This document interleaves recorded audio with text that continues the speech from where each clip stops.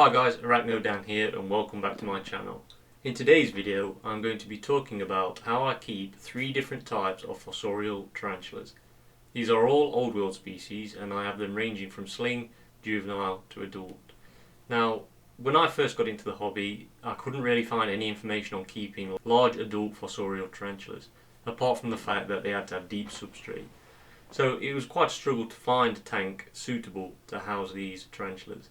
Now I am in no means an expert in this, but I've kept these tarantulas for a while now and not had any incidents or any unexpected deaths or anything like that in the collection. So I feel confident that you should be able to follow these guidelines and maybe it helps you out, and if that's the case, that is fantastic. I also wanted to make this video because some of the fossorial tarantulas are some of the most beautiful spiders you can keep, and they are always sporting these like flashy blue colours and flashy purples, and they're just really striking tarantulas. So I thought it would be a shame if you were put off by the moisture dependency of these species. That's why I'm hoping this video shows you that it's not as hard as you may think it is, and there are cheap enclosures out there that do work great for the fossorial species. If you believe I miss anything during this video, please contact me and I'll be sure to update the footage, and this is all for everyone to try and help someone who maybe wants to take the step into owning fossorial species.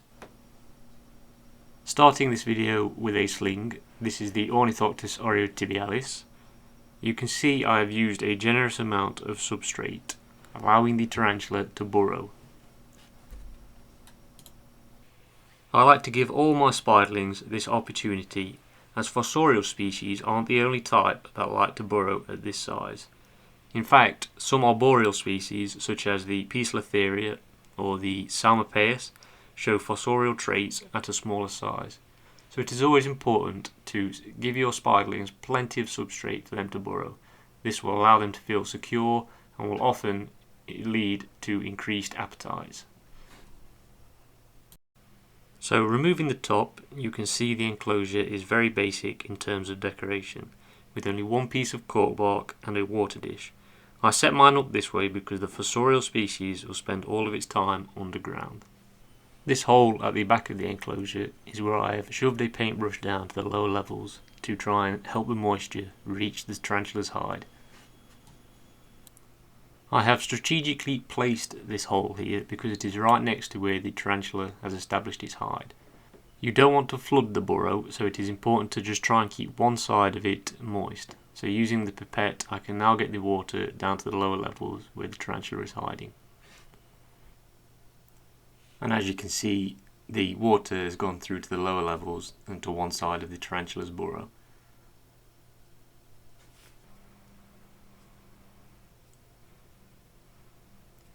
I use a mixture of cocoa fibre and vermiculite.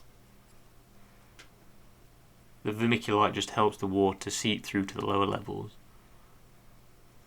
This tarantula has been in this enclosure for about 3 months now, and as you can see it is well established.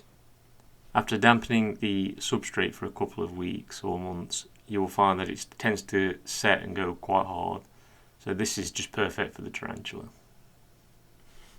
I mean, you can use peat if you want to, I didn't have any on me at the time. But yeah, I'm more than happy with how this one is set up. It is eating regularly, and I never see it stressed up or curled in a corner, cowering because the enclosure is wrong. A hiding spider is a happy spider.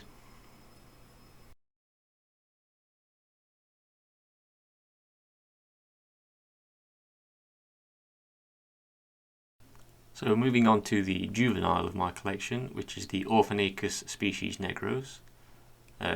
Pretty much the same as the sling, just in a larger settle. If you do provide a hide, what you will find is the tarantula will tend to gravitate towards that hide and then burrow underneath it, like this one has done here. When I first set this tarantula up, I didn't include a hide, I just included a starter burrow, and the tarantula did not burrow. So I decided to get the tarantula back out, add the hide, and then try again. And lo and behold, the day after, I came back into the tarantula room and it had burrowed straight to the bottom. The lid for this enclosure doesn't have any holes in. This is to try and help prevent the escape of moisture. So I just put holes around the side of the enclosure. You can add a couple of ventilation holes on top. Depends how fast your enclosures dry out. See if we can try and tempt her out with the paintbrush. But yeah, again, you can see the spider is very comfortable. I mean, you can't see the spider, so I mean that's always a good sign. This is the bottle I use to moisten down my moisture dependent species. Now don't be afraid about how much water you add into an enclosure, because it will dry out anyway. As long as you don't make it too swampy or flood the enclosure, it should be fine.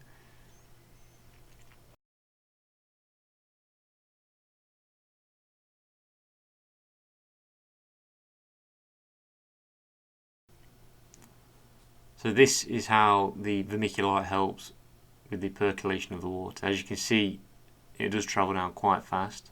And now I'll show you what happens when you use a paintbrush to create a hole towards the bottom of the enclosure. And you'll see the difference of how the water spreads after I add it with the pipette.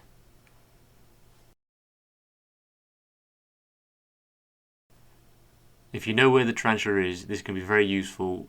Like I said, you can strategically place these holes so you can try and get one side of the enclosure moist. But yeah, as you can see, it just goes straight to the bottom and spreads out. This is what you're after when you're dealing with these moisture dependent species, is that bottom layer of substrate to be moist.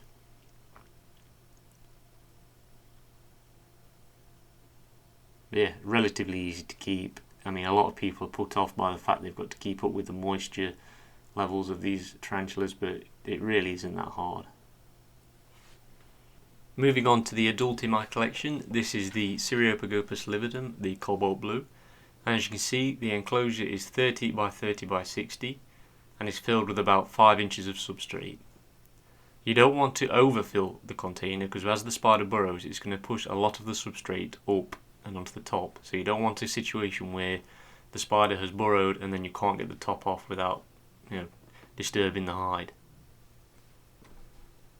In one of my previous videos, I warned about the dangers of using this type of lid. But what I've found with the fossorial species is because they spend a lot of the time underground, they will not come up and chew on the mesh. Obviously, there is every possibility that the tarantula can do this, but I just haven't seen it in my collection. And I've also asked a couple of other people and they haven't seen this behaviour either. Now, because I wanted this tarantula to burrow quickly, I decided to add a layer of dry cocoa fibre at the top of this enclosure to begin with. And the day after I put the tarantula into the enclosure, it had burrowed straight to the bottom. So I do believe this is a good tactic to use to try and induce that burrowing behaviour. These little isopods that you can see here are called springtails, and I add these to my adult moisture dependent enclosures just to stop with the spreading of fungus, because you're constantly adding water to these tanks. I'm just going to show you inside the burrow of this tarantula, being careful not to disturb it if it is at the entrance. So if you give the enclosure a tap, normally the tarantula will go to the bottom. So removing this layer of web, as I'll show you in a minute. Again, just being cautious that she's not ready there to come out and try and attack the paintbrush. I mean, you don't really see these tarantulas that often, but the joy of keeping a fossorial species is just seeing this natural behaviour and these extensive web tunnels that they can create. And although you might not see the tarantula, when you do see them, it is just so worth the wait, because they are some of the most stunning and colourful tarantulas you can own. And here I get a good shot of straight down the burrow that you can clearly see. So this goes down and then goes underneath where the fake plant is at the moment. But if you actually look underneath the tank, you can see the tarantula on the bottom. It's just incredible to see them build these elaborate tunnels and reinforce them with web, and it's just something really, really cool to see. I decided to feed the tarantulas as I was doing this video, and as you can see, the cobalt blue did take food and did come up to grace us with her presence. Now, I did make quite a disturbance while I was shooting this clip, and the tarantula didn't bolt, so this tells me that this tarantula is very comfortable with how it's kept. And as you can see, she looks very healthy and very calm.